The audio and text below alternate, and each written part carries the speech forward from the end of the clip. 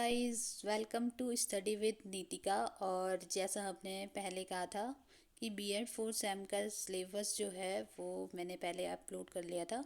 तो अब हम शुरू करते हैं अपने नोट्स और उन पे कुछ डिस्कशन। ठीक है।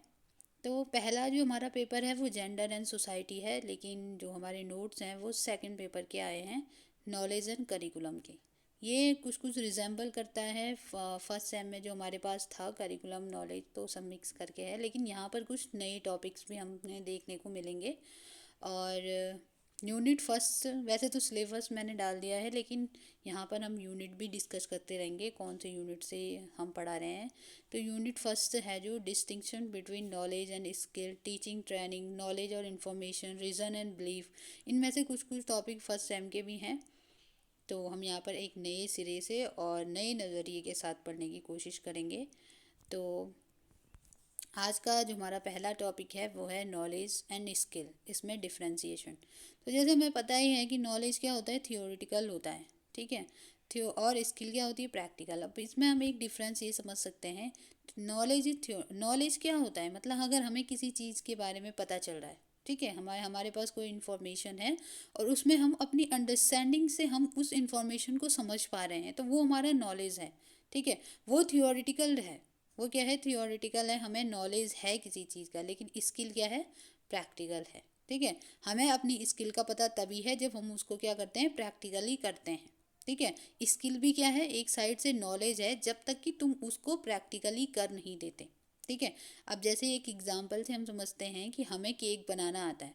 ठीक है, मान लो, चलो कोई भी खाना बनाना हमें आता है, हमारे पास रेसिपी बुक है। अब हमने रेसिपी बुक से नॉलेज तो ले लिया, लेकिन उसको जब तक हमने प्रैक्टिकली किया नहीं, हम ये नहीं कहेंगे कि हमें खाना बनाना आता है, हमारी स्किल है कुकिंग। नहीं, जब तक कि हमने उसको प्रैक्टिकली किया नहीं। और हम क्या करते हैं, स्किल को प्रैक्टिकली बार बार करते रहते हैं, बार बार हम उसको क्या करते हैं, रिवाइज करते हैं, प्रैक्टिस करते हैं, और एक दिन वो हमारी क्या बन जाती है, परफेक्ट स्किल बन जाती है। ठीक है। तो नॉलेज क्या होता है, थियोरिटिकल होता है, और स्किल होती है प्रैक्टिकल। सेकंड है, it's an intellectual understanding of information, knowing the right answer. ठीक है। और स्किल क्या है, they are the action people take to put their knowledge into practice.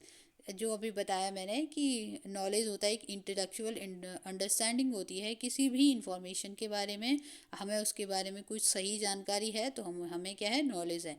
लेकिन जब हम क्या करते हैं, अपने नॉलेज को एक्शन में डालते हैं, बार बार प्रैक्टिस करके अपने नॉलेज को हम एक्शन बनाते हैं, तो वो हमारी स्किल बन जाती है। थर्ड है, knowledge can be acquire through education और एक्सपीरियंस। नॉलेज को हम एक्वायर कर सकते हैं कि पढ़ के, अनुभव लेकर के, कहीं से एक्सपीरियंस करके, लेकिन स्किल को गेन केवल हम प्रैक्टिस के थ्रू ही कर सकते हैं। फोर्थ है कि knowledge is usually gain through education, hence it is transferable to another person without any prior hard work by this person. अब देखो, इसका सिंपल मतलब ये है कि हम अपने नॉलेज को किसी दूसरे आदमी को ट्रांसफ़र कर सकते हैं। ठीक है। और बिना उस जिसको भी हम ट्रांसफ़र कर रहे हैं उसके ज़्यादा हार्ड वर्क के। ठीक है। माना, अब देखो ना, जैसे पहले क्या हुआ है कि पहले जो भी डिस्कवरीज हुई हैं, ठीक है, तो ऐसा तो नहीं है कि कोई भी जो नया इन्वेंशन कर रहा है, कुछ खोज कर रहा है, तो वो पुरानी चीज़ को दोबारा खोजेंगे। ठीक है। उन्होंने क्या किया, अपने नॉलेज को ट्रांसफ़र किया है दूसरे को, जबकि दूसरे इंसान को ज़्यादा मेहनत करने की ज़रूरत नहीं पड़ी। जबकि स्किल्स भी इनहेरेंट हो सकती हैं, स्किल्स भी इनहेरेंट हो सकती हैं, लेकिन स्किल तब इनहेरेंट होगी जब जो पर्सन उस स्किल को ले रहा है वो क्या करेगा, डीप प्रैक्टिस करेगा। ठीक है। अब इस टॉपिक को हम इस बात से समझ सकते हैं कि देखो, जो कोई कुम्हार है, ठीक है, कुम्हार की घड़े बनाना स्किल है। ठीक है।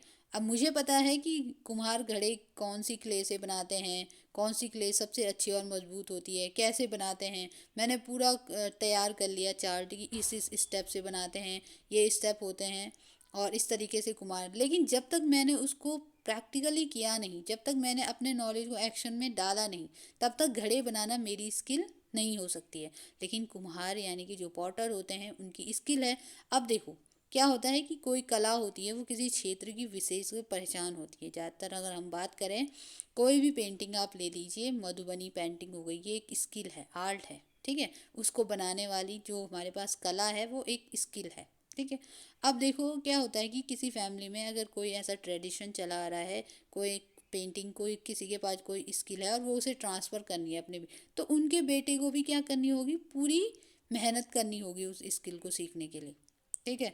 तो जब उनके बेटे बार बार उस स्किल के लिए मेहनत करेंगे, अपने पिताजी को या घर में फैमिली को काम करते हुए देखेंगे, किस तरीके से काम कर रहे हैं, बारीकियों को सीखेंगे, तब जा कर के वो स्किल उनकी क्या होगी, इनहेरिटेंस। जबकि अगर उसी स्किल का अगर नॉलेज देना हो, नॉलेज तो सबको होता है ना, उसी स्किल का अगर नॉलेज देना हो तो क्या होता है कि सिंपल से कि हम बता दो कि भाई ये चीज़ ऐसे ऐसे बनती है और ये हो गया, बस ये हमारी नॉलेज हो गई। लेकिन अगर हमें उसको स्किल में चेंज करना है तो हमें उसको बार बार प्रैक्टिस करनी होगी। ठीक है। तो नॉलेज और स्किल में सिंपली यही डिफरेंस है कि नॉलेज थ्योरेटिकल होता है, स्किल प्रैक्टिकल ही होते हैं। जबकि नॉलेज को हम अपनी अंडरस्टैंडिंग से बना सकते हैं, कोई इन्फॉर्मेशन हमारे पास है उसमें अपनी इंटेलेक्चुअल अंडरस्टैंडिंग को जोड़ के हम बना सकते हैं। जबकि स्किल को हम बार बार अपने नॉलेज को जब हम प्रैक्टिस में डालेंगे, जब हम एक्शन में चेंज करेंगे, तभी वो हमारी स्किल बन सकती है। ठीक है। और नॉलेज दूसरे को हम ट्रांसफ़र कर सकते हैं, चाहे दूसरा वाला मेहनत करे या ना करे। कम मेहनत से भी नॉलेज को गेन किया जा सकता है किसी और इंसान से, लेकिन स्किल जिसे गेन करनी है उसे प्रैक्टिस करनी ही होगी, तभी वो उस स्किल को गेन कर पाएगा। ठीक है। आई होप आप लोगों को समझ में आ रहा होगा। नेक्स्ट हमारा टॉपिक है टीचिंग एंड ट्रेनिंग। ये भी लगभग सेम ही है। ठीक है। टीचिंग का मतलब होता है एक थ्योरेटिकल इम्पार्टेशन देना, किसी नॉलेज को थ्योरेटिकली दे देना। ले जबकि ट्रेनिंग का मतलब होता है उसी नॉलेज को जब तुमने किसी को दिया तो अब हमारे पास नॉलेज है तो हम उसका क्या करें, प्रैक्टिकली यूज़ करें, प्रैक्टिकल फॉर्म में। ठीक है। दोनों चीज़ें हम बहुत अच्छे से समझ सकते हैं क्योंकि हम अभी अभी अपनी इंटर्नशिप पूरी करके आए हैं, तो टीचिंग और ट्रेनिंग में हम डिफरेंस देख सकते हैं। ठीक है। जब हमें क्लास में माइक्रो टीचिंग करवाई जाती है, कैसे हमें बच्चों के साथ बिहेव करना है, ये पेडागोजी हमें सिखाती है। कैसे क्लास में रहना है, एजुकेशन चाइल्ड सेंटर होनी चाहिए, बच्चा एक्टिव होना चाहिए। ये सारी चीज़ें जो हमें दी जाती हैं, जब तक ये थियोरेटिकल फॉर्म में है तब तक वो टीचिंग है। ठीक है। लेकिन जब हम फील्ड में गए, हमने फील्ड वर्क किया, वो हमारी ट्रेनिंग थी। क्यों? क्योंकि उन चीज़ों को हम प्रैक्टिकली फेस कर पा रहे थे। ठीक है। तो वो हमारी क्या थी, ट्रेनिंग थी। अब देखो टीचिंग क्या करता है, लॉन्ग टाइम लेता है क्योंकि हमारे पास क्या है, बहुत सारी इन्फॉर्मेशन होती है देने के लिए। ठीक है। इसमें क्या थोड़ा सा टाइम लगता है, लेकिन ज़्यादातर जो ट्रेनिंग पीरियड्स होते हैं वो कम होते हैं क्योंकि ट्रेनिंग क्या करती है, एक स्पेसिफिक जॉब के तरफ ही अपना क्या बनाए रखती है, अब एक स्पेसिफिक जॉब की तरफ फोकस्ड रहती है। ठीक है।